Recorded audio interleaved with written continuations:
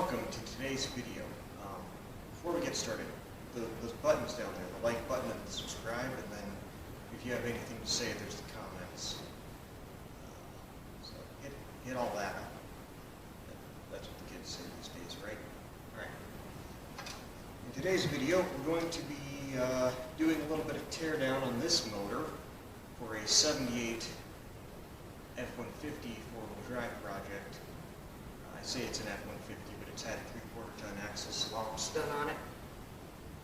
Joined by some furry friends in the shop today. Now to look at the truck from these two pictures here.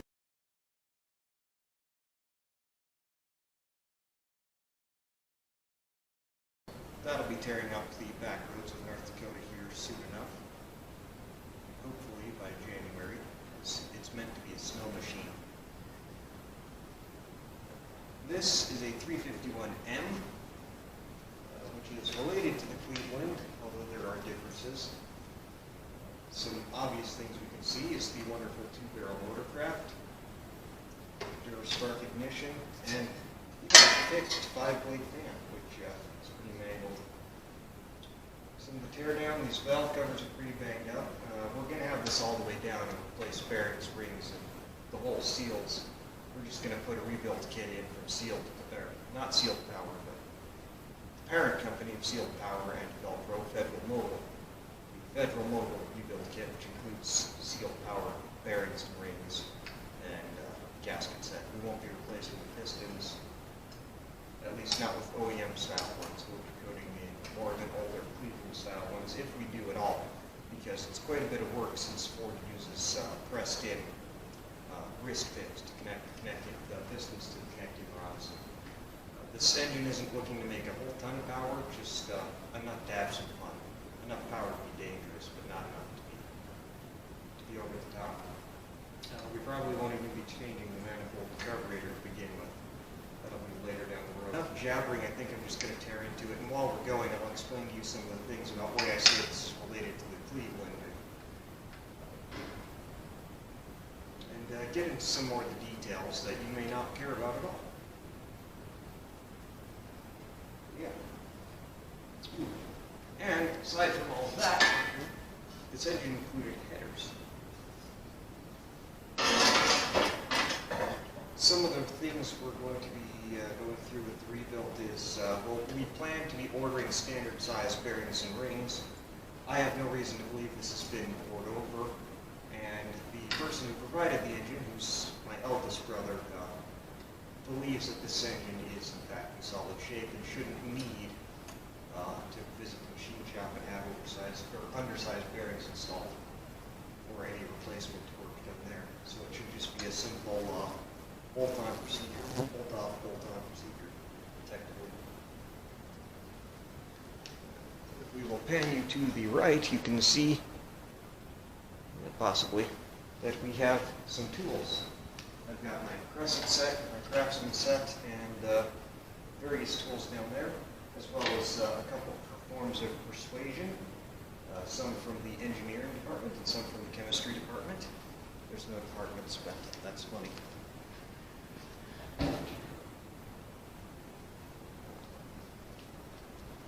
Teardown will probably include removing the ignition components here, which are largely damaged and very old. The cats seem very interested in the project indeed.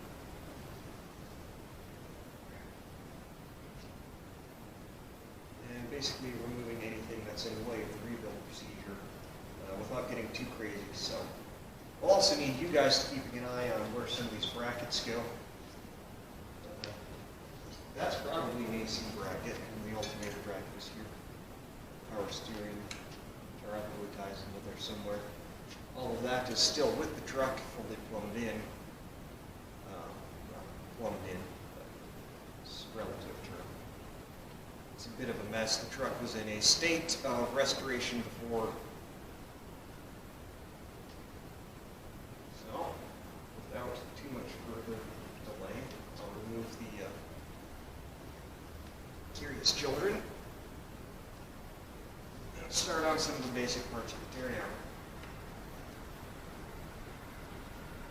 One thing you should know if you're familiar with GM especially, is that Fords label their cylinders differently than GM does. GM does it in a typewriter style where it's 1, 2, 3, 4, 5, 6, 7, 8, whereas Ford goes in a row. So this is 1, this is 4, this is 5, and this is 8.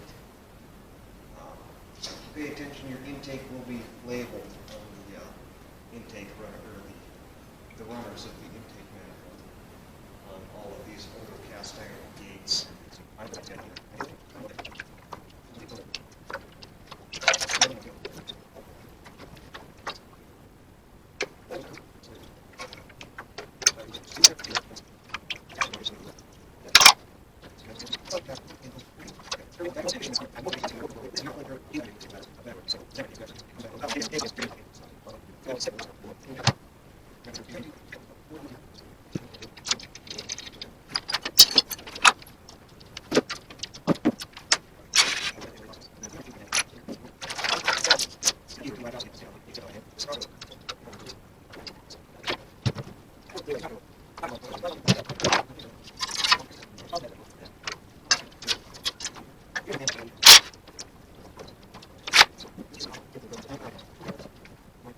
The tools which are invaluable when working on a carbureted fuel system are a multi-ended screwdriver, multi-burr screwdriver, and a regular pliers. So it's both 1/4 inch and 5/16 as well as flat fills in various sizes. Which are great for hose clamps. You always want to use a socket style end rather than a screwdriver end because it's vastly superior contact surface.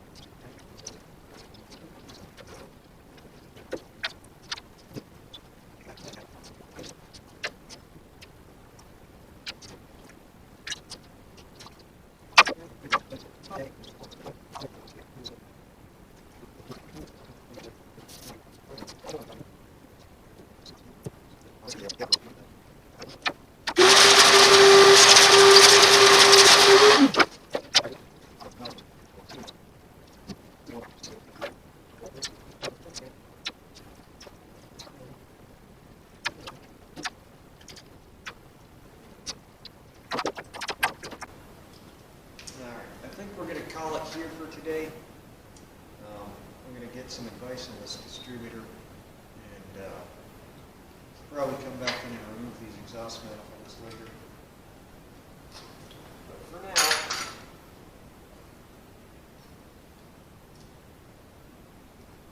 we tore it down pretty good. Not too terribly good, but pretty good. We will be going all the way into this motor at some point, just not today. So, we'll catch you in the next one.